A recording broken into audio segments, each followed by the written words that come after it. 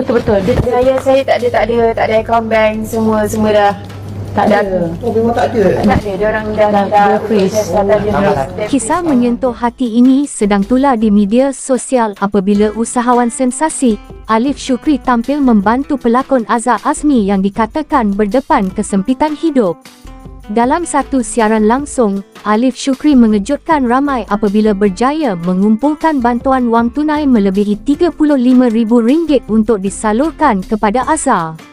Menurut beliau, bantuan itu bukan datang daripadanya semata-mata, tetapi hasil sokongan rakyat Malaysia yang membeli produk ketika siaran langsung berlangsung.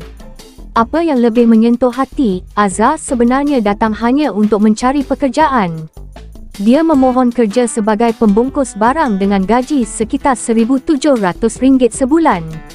Namun siapa sangka, rezekinya berubah dalam sekelip mata apabila menerima bantuan yang jauh lebih besar daripada jangkaannya.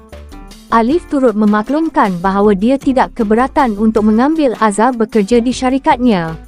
Malah, beliau bercadang menawarkan jawatan seperti kerani atau pembungkus barang dengan gaji sekitar RM2,000. Dalam masa sama, Alif turut mengucapkan terima kasih kepada rakyat Malaysia yang sentiasa menyokong dan turut sama membantu golongan yang memerlukan.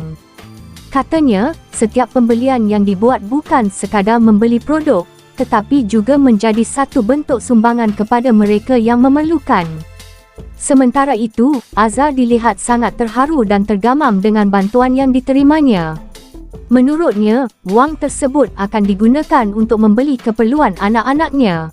Dia juga mengakui sudah lama tidak mempunyai wang yang mencukupi, malah tidak mempunyai akaun bank atau media sosial selepas berdepan isu sebelum ini. Dengan nada sebab, Azhar meluahkan rasa terhutang budi dan berjanji akan menerima apa sahaja peluang pekerjaan yang diberikan. Kisah ini sekali lagi membuktikan bahawa di sebalik dunia yang penuh cabaran, masih ada insan yang sanggup membantu tanpa mengira latar belakang.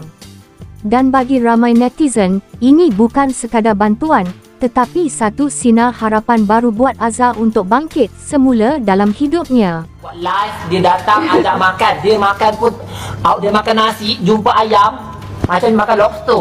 Macam ni lah.